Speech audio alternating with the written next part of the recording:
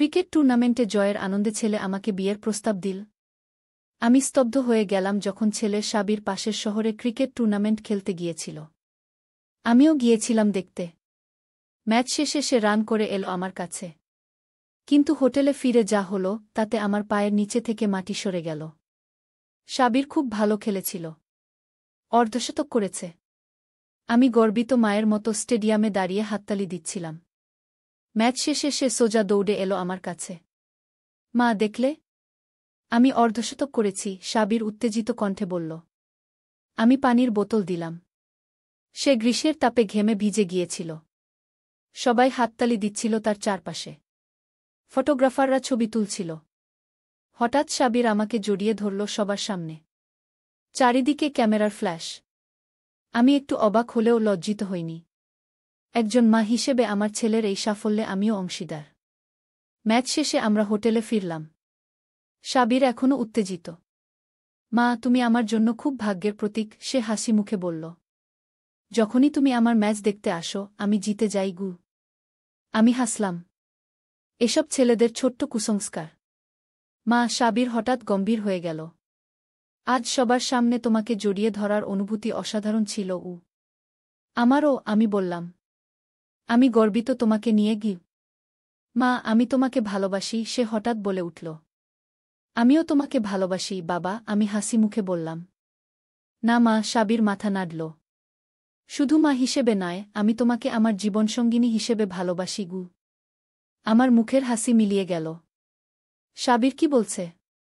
বিয়ে করো আমাকে। সাবির আমার হাত ধরে নিল। ক্রিকেট ব্যাটটা পাশের টেবিলে রাখা ছিল। আমি স্থির দৃষ্টিতে সেদিকে তাকিয়ে রইলাম। আমার চোখ ঝাপসা হয়ে আসছে, কান ভনভন করছে।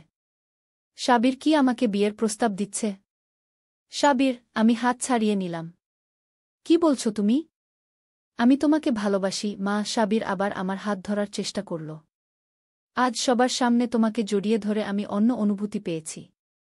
আমার মনে হয়েছে তুমি আমার স্ত্রী, আমার জীবনসঙ্গী গো। আমি আতঙ্কে দেখলাম সাবিরের চোখে লালসার আগুন জ্বলছে। যে চোখগুলো আমি ছোটবেলা থেকে জানি সেগুলো এখন অপরিচিত। একদম চুপ, আমি প্রায় চেঁচিয়ে উঠলাম। আর একটি কথাও না। মা, সাবির আবারও চেষ্টা করল। আমি জানি এটা তোমার কাছে আশ্চর্যজনক শোনাচ্ছে। কিন্তু আমি দীর্ঘদিন ধরে এই অনুভূতি নিয়ে লড়াই করছি। আমি আর লুকাতে পারছি না গি। এটা বিকৃত সাবির, আমি কান্নায় ভেঙে পড়লাম। তুমি আমার সন্তান, আমি তোমাকে জন্ম দিয়েছি।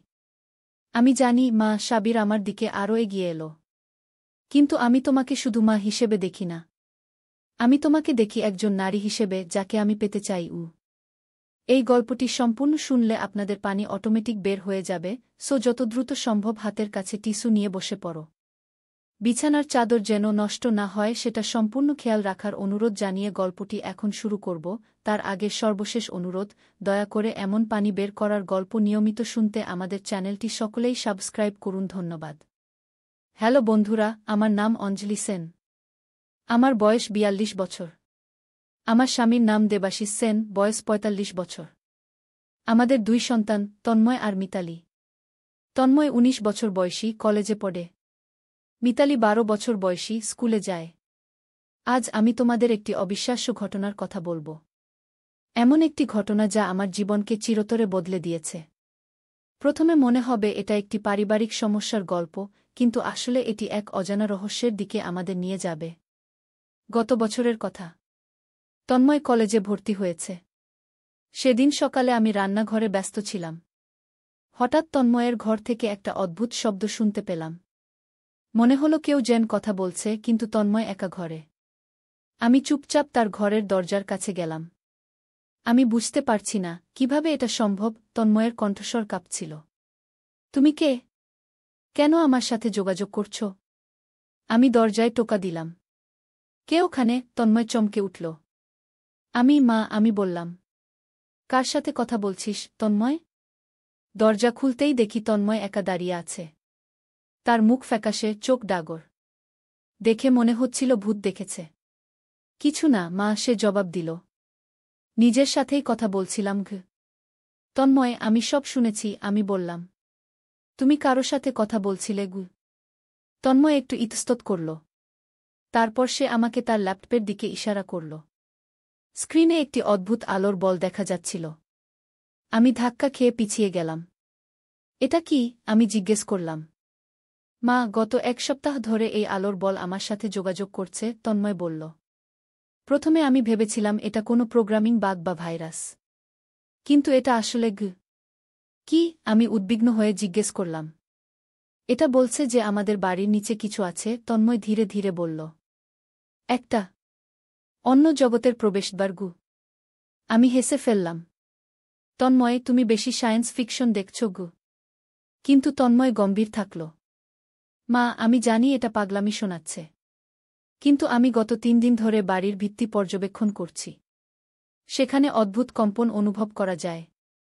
এবং রাতে অদ্ভুত শব্দ আসে। সেই মুহূর্তে আমাদের বাড়ি কেঁপে উঠল। একটা তীব্র আওয়াজ ভেসে এলো, যেন কেউ মাটির নিচে থেকে চিৎকার করছে। দেবাশিস অফিসে ছিল। মিতালি স্কুলে। আমরা দুজন একা বাড়িতে। শুনলে? তন্ময় ফিসফিস করে বলল। হ্যাঁ, আমি কাঁপতে কাঁপতে বললাম। এটা কি? আমরা সিঁড়ি দিয়ে নিচে নামলাম। বেজমেন্টের দরজা খুললাম। সেখানে আমাদের পুরানো জিনিসপত্র রাখা ছিল। আমরা টর্চ জ্বেলে ভেতরে ঢুকলাম। দেখো ওখানে, তন্ময় ইশারা করল বেজমেন্টের একপাশে। দেয়ালে একটা ফাটল ছিল। সেখান থেকে একটা অদ্ভুত নীল আলো বেরিয়ে আসছিল। আমরা সাবধানে কাছে গেলাম। ফাটলটা ছোট ছিল, কিন্তু আলোটা উজ্জ্বল। এটা কি? আমি ভয়ে কাঁপতে কাঁপতে বললাম। জানি না, তন্ময় জবাব দিল। কিন্তু আমার ল্যাপটপের আলোর বল বলেছে যে এটা একটা প্রবেশদ্বার। কোথায় যাওয়ার প্রবেশদ্বার? আমি জিজ্ঞেস করলাম। অন্য কোনো জায়গায়। বা অন্য কোনো সময়ে আমি তন্ময়ের দিকে তাকালাম। তার চোখে ভয় নয়, কৌতূহল দেখলাম। তন্ময়, আমরা এটা নিয়ে তোর বাবাকে বলবো, আমি দৃঢ়ভাবে বললাম। না মা, তন্ময় মাথা নাড়ল। বাবা বিশ্বাস করবে না। সে ভাববে এটা কোনো গ্যাস লিক বা ইলেকট্রিক্যাল সমস্যা। কিন্তু এটা তা নয়। তাহলে কি করতে চাস? আমি জিজ্ঞেস করলাম। আমি এটা পরীক্ষা করতে চাই, তন্ময় বলল।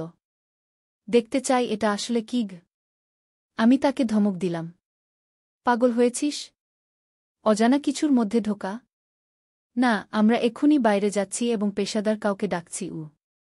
কিন্তু যেই মুহূর্তে আমরা ফিরতে যাব, তেমনি ফাটল থেকে আলো আরও তীব্র হয়ে উঠল। একটা শোষণ অনুভব করলাম। মনে হলো কেউ যেন আমাদের টানছে। আমি তন্ময়ের হাত ধরলাম। কিন্তু খুব দেরি হয়ে গিয়েছিল। আমরা দুজনেই আলোর মধ্যে ঢুকে গেলাম। চোখ খুলতেই দেখি আমরা একটা অদ্ভুত জায়গায় এসে পড়েছি। চারদিকে ঘন জঙ্গল, উঁচু গাছপালা, আকাশে 2টো চাঁদ। হ্যাঁ, 2টো চাঁদ। আমরা কোথায়? আমি হ্যাচকা টানে উঠে বসলাম। জানি না, তন্ময় চারদিকে তাকিয়ে বলল। কিন্তু এটা নিশ্চিত আমাদের পৃথিবী নয়। আমরা ধীরে ধীরে উঠে দাঁড়ালাম। আমাদের পোশাক এখনও একই ছিল। আমাদের ফোন ছিল পকেটে, কিন্তু কোনো সিগন্যাল ছিল না। সূর্য ছিল, কিন্তু তার রং ছিল লাল। আকাশ ছিল বেগুনি। আমরা অন্য গ্রহে এসেছি, আমি বিটবিট করে বললাম। বা অন্য ডাইমেনশনে, তন্ময় বলল। ল্যাপটপের আলোর বল ঠিকই বলেছিল। এখন কি করব? আমি জিজ্ঞেস করলাম। প্রথমে আমাদের জানতে হবে এখানে কিছু বিপদ আছে কিনা, তন্ময় বলল। তারপর আমাদের বুঝতে হবে কিভাবে ফিরে যাব। আমরা ধীরে ধীরে হাঁটতে শুরু করলাম। জঙ্গলে অদ্ভুত গাছপালা ছিল। কিছু গাছ থেকে আলো বের হচ্ছিল। কিছু গাছের পাতা ছিল নীল। মাটি ছিল লাল। দূরে একটা পাহাড় দেখা যাচ্ছিল। আমরা সেদিকেই হাঁটতে শুরু করলাম। হঠাৎ আমরা একটা শব্দ শুনতে পেলাম। কেউ যেন কান্না করছে। আমরা সাবধানে আওয়াজের দিকে এগোলাম। একটা ছোট গুহার ভেতর একটি ছোট মেয়ে বসে কাঁদছিল। তার চুল ছিল সবুজ। চোখ ছিল বড় বড়, গোলাকার। পোশাক ছিল অদ্ভুত, যেন বাকলের তৈরি। মেয়েটি আমাদের দেখে চমকে উঠল। সে ভয়ে চিৎকার করে উঠল। তারপর কিছু বলতে লাগল, যা আমরা বুঝতে পারলাম না। আমরা তোমার ক্ষতি করব না, আমি ধীরে ধীরে বললাম, হাত বাড়িয়ে। মেয়েটি আমার দিকে তাকাল। তারপর ধীরে ধীরে শান্ত হল। তুমি কে? আমি জিজ্ঞেস করলাম। মেয়েটি আবার কিছু বলল, যা আমরা বুঝতে পারলাম না। তারপর সে তার হাত দিয়ে একটা অদ্ভুত ডিভাইস বের করল। সেটা ঘুরিয়ে আমাদের দিকে তাক করল। একটা নীল আলো আমাদের উপর পড়ল। হঠাৎ মেয়েটি আমাদের ভাষায় কথা বলতে শুরু করল। তোমরা বিদেশী, সে বলল। তোমরা দ্বারের মাধ্যমে এসেছ? হ্যাঁ, তন্ময় বলল। আমাদের বাড়ির বেজমেন্টে একটা ফাটল ছিল গু। ফাটল? মেয়েটি মাথা নাড়ল। না, ওটা ফাটল নয়। ওটা হলো দ্বার। এক জগৎ থেকে অন্য জগতে যাওয়ার দ্বার। তুমি কে? আমি জিজ্ঞেস করলাম। আমার নাম লীলা, মেয়েটি বলল। আমি এই জগতের বাসিন্দা। আমাদের বলা হয় অরোরা। আমরা কোথায়? তন্ময় জিজ্ঞেস করল। এই জগতের নাম এলিসিয়া, লীলা বলল। তোমাদের জগৎ থেকে অনেক দূরে, অনেক ভিন্ন ডাইমেনশনে গি। আমরা কিভাবে ফিরে যাব? আমি ব্যাকুল হয়ে জিজ্ঞেস করলাম। লীলা মাথা নাড়ল। সহজ নয়। দ্বার যখন খোলে তখনই যেতে পারো। কিন্তু দ্বার খোলে তখনই যখন দুই জগতের সময় একই বিন্দুতে মিলিত হয়। সেটা হতে পারে কয়েক ঘণ্টা, কয়েক দিন বা কয়েক বছর। কয়েক বছর? আমি প্রায় চিৎকার করে উঠলাম। না, আমাদের এখনই ফিরতে হবে। আমার স্বামী, আমার মেয়ে গি। আমি দুঃখিত, লীলা বলল। কিন্তু আমি সাহায্য করতে পারি। আমি তোমাদের আমাদের শহরে নিয়ে যেতে পারি। সেখানে আমাদের বিজ্ঞানীরা সাহায্য করতে পারে। আমরা লীলার সাথে যাওয়ার সিদ্ধান্ত নিলাম। কি আর করা? অন্য কোনো উপায় ছিল না। আমরা তিনজন হাঁটতে শুরু করলাম পাহাড়ের দিকে। তোমরা প্রথম নও, লীলা চলতে চলতে বলল। আগেও অনেকে এসেছে তোমাদের জগৎ থেকে। কিছু ফিরে গেছে। কিছু এখানেই থেকে গেছে গি। এখানে থেকে গেছে? তন্ময় অবাক হয়ে জিজ্ঞেস করল। কেন? কারণ তারা এখানে ভালো ছিল, লীলা হাসল। আমাদের জগৎ শান্তিপূর্ণ। আমরা যুদ্ধ করি না। আমরা প্রকৃতির সাথে হারমোনিতে বাস করি। আমাদের কাছে এমন প্রযুক্তি আছে যা তোমাদের জগতের মানুষ কল্পনাও করতে পারে না গি। পাহাড়ের কাছাকাছি আসতেই আমরা দেখতে পেলাম সেটা আসলে পাহাড় নয়। সেটা একটা বিশাল শহর। পাহাড়ের আকৃতিতে বানানো শহর। বাড়িগুলো ছিল গাছের মতো। তারা বড় হতো, শাখা প্রশাখা বের করত। প্রতিটি বাড়ি আলোকিত ছিল। শহরের চারপাশে একটা নীল আলোর বেষ্টনী ছিল, যেন একটা শিল্ড। এটা আমাদের শহর, লুমিনারা, লীলা বলল। এখানে আমরা সুরক্ষিত থাকি মনস্টারদের থেকে গি। মনস্টার? আমি ভয়ে জিজ্ঞেস করলাম। হ্যাঁ, লীলা গম্ভীর হয়ে গেল। আমাদের জগতে সব কিছুই সুন্দর নয়। বাইরের জঙ্গলে বিপজ্জনক প্রাণী আছে। তারা আমাদের শিকার করে কি। শহরে ঢোকার সময় দেখলাম সেখানে আরও অনেক অরোরা আছে। তাদের সবার চুল সবুজ, চোখ বড়বড়। তারা আমাদের দেখে অবাক হয়ে গেল। কিছু শিশু আমাদের দিকে দৌড়ে এলো, আমাদের স্পর্শ করতে চাইল। এরা আমাদের মতো নয়, একটি ছোট ছেলে বলল। হ্যাঁ, এরা বিদেশী, লীলা বলল। লীলা আমাদের একটি বড় ভবনের দিকে নিয়ে গেল। ভবনটি ছিল আরও উজ্জ্বল, আরও সুন্দর। ভেতরে ঢুকতেই দেখলাম সেখানে অনেক অরোরা বসে আছে। তাদের পোশাক আরও সুন্দর, আরও জমকালো। তারা সবাই উঠে দাঁড়াল আমাদের দেখে। এরা আমাদের নেতৃবৃন্দ, লীলা ফিসফিস করে বলল। তাদের কাছে তোমাদের নিয়ে এসেছি। সামনের একজন বয়স্ক অরোরা উঠে দাঁড়াল। তার চুল ছিল সাদা। চোখ ছিল গভীর নীল। আমি জোরান, এই শহরের প্রধান, সে বলল। তোমরা দ্বার দিয়ে এসেছ? হ্যাঁ, আমি মাথা নেড়ে বললাম। আমরা ফিরে যেতে চাই। বুঝতে পারছি, জোরান বলল। কিন্তু সেটা সহজ নয়। দ্বারের সময়চক্র অনুযায়ী পরবর্তী খোলা সম্ভবত 7 দিন পরে। কি 7 দিন? আমি হতাশ হয়ে বললাম। আমার স্বামী, আমার মেয়ে গি। চিন্তা করো না, জোরান আশ্বাস দিল। তোমাদের জগতের সময় অন্যভাবে চলে। যখন তোমরা ফিরে যাবে তখন দেখবে সেখানে মাত্র কয়েক ঘণ্টা কেটেছে গি। আমি স্বস্তির নিঃশ্বাস ফেললাম। তন্ময় উত্তেজিত দেখাচ্ছিল। ততদিন আমরা কি এখানে থাকতে পারি? তন্ময় জিজ্ঞেস করল। অবশ্যই, জোরান হাসল। আমরা অতিথিদের সম্মান করি। লীলার পরিবার তোমাদের আতিথেয়তা দেবে গি। তন্ময় তার চারপাশে তাকাচ্ছিল। সে অবাক হয়ে দেখছিল অরোরাদের প্রযুক্তি। এসব কি? সে একটি অদ্ভুত ডিভাইস দেখে জিজ্ঞেস করল। এটা আমাদের কমিউনিকেটর, লীলা বলল। এটা দিয়ে আমরা দূরে থাকা যে কারো সাথে কথা বলতে পারি, ছবি দেখতে পারি। আমাদের ফোনের মতো? তন্ময় জিজ্ঞেস করল। হ্যাঁ, কিন্তু আরও উন্নত, লীলা বলল। এটা মাইন্ড লিঙ্ক করতে পারে কি? আমরা লীলার পরিবারের বাড়িতে গেলাম। তার বাবা মা ছিল খুব বন্ধুত্বপূর্ণ। তারা আমাদের জন্য অদ্ভুত খাবার তৈরি করল। স্বাদ ছিল মিষ্টি কিন্তু বেশ ভালো। লীলার বাবা ক্যারান আমাদের জগৎ সম্পর্কে জানতে চাইল। আমরা তাদের আমাদের পৃথিবী সম্পর্কে বললাম। মানুষ, প্রযুক্তি, যুদ্ধ, প্রেম, শিক্ষা, সবকিছু। তোমাদের জগৎ অদ্ভুত, ক্যারান বলল। এত সংঘর্ষ, এত যুদ্ধ, কিন্তু এত প্রেমও। আমি শুনলাম যে অরোরাদের জীবন শান্ত। তারা যুদ্ধ করে না। তারা প্রকৃতির সাথে সামঞ্জস্য রেখে বাস করে। তাদের প্রযুক্তি উন্নত কিন্তু পরিবেশের ক্ষতি করে না। কিন্তু তারপরও তোমরা বিপদে, তন্ময় বলল। তোমরা বললে বাইরে মনস্টার আছে কি? হ্যাঁ, লীলার মা সেরেনা দীর্ঘশ্বাস ফেলল। শ্যাডোরা।